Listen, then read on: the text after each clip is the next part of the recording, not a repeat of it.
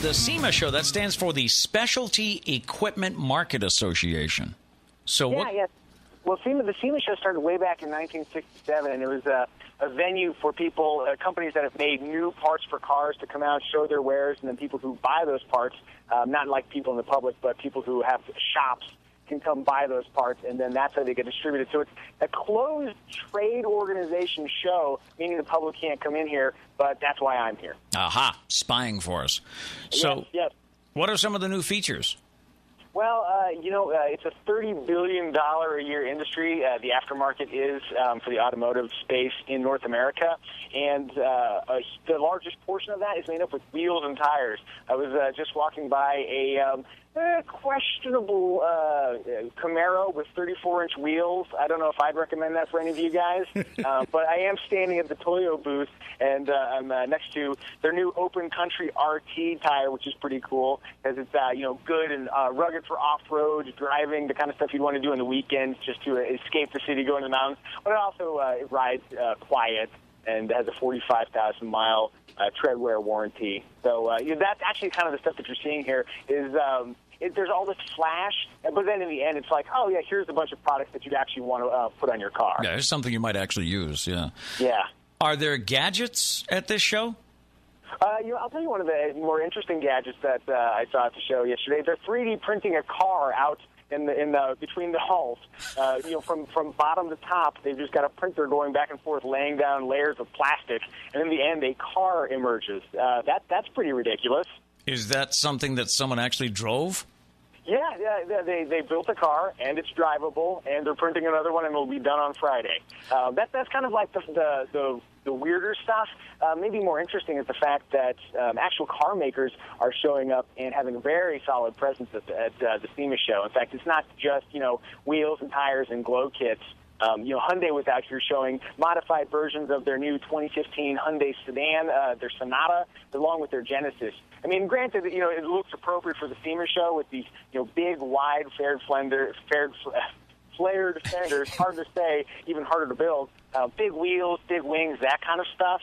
But you're also seeing, other interesting things like Lexus showed off their RCF GT3 race car. This is a car that they showed at the Geneva Auto Show, and they're making their North American debut out here, showing off their race car. That's the one they're going to be campaigning at the Nürburgring and in Japan.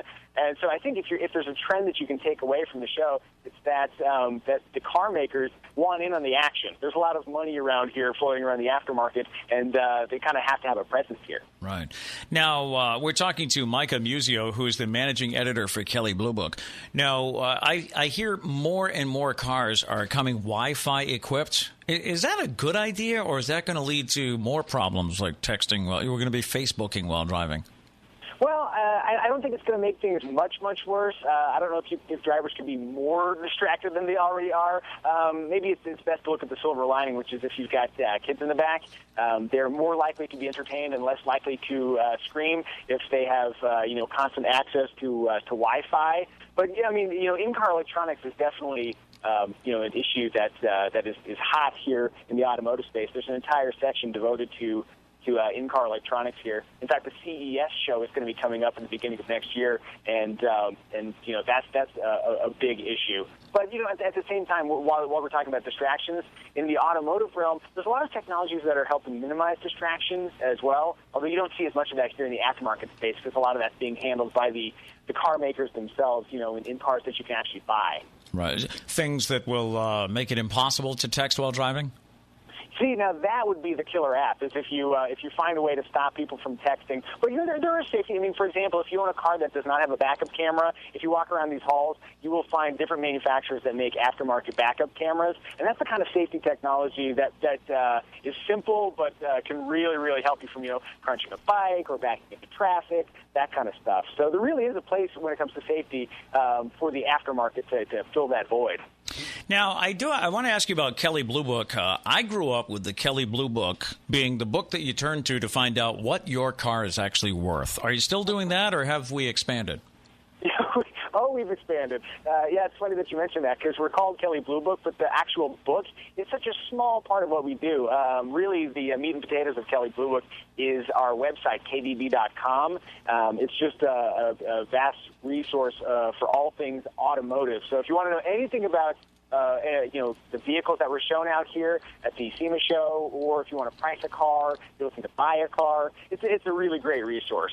So, and I'm not just saying that because I work there, although that is a big reason why I'm saying it. So if we go to kbb.com, do we get a little insight into the SEMA Auto Show that you're at? Absolutely. Yeah, we've got coverage on a lot of the cars that you're going to see out here. Really, that is the weird thing about the show, is that it's not just, stuff you can throw onto your car. It's car makers are actually showing up here and making big announcements. Kia 5 years ago announced they were going to get into racing, and then they, were here again this year celebrating their big win last year with their Kia Optima GPS car.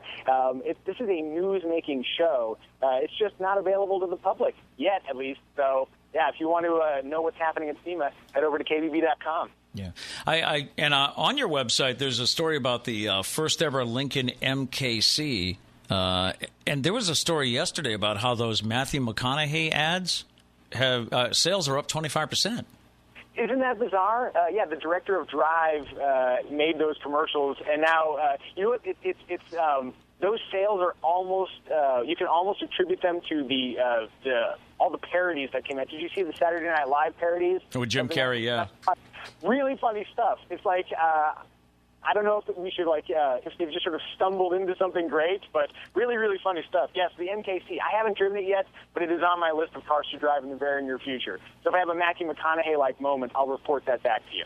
Okay. Well, Micah, thank you so much for being with us. The show's going on through the end of the week? Yeah, ends on Friday. But again, people who aren't involved in the automotive industry sadly cannot attend. So if you want to check out information about the show, go over to kbb.com.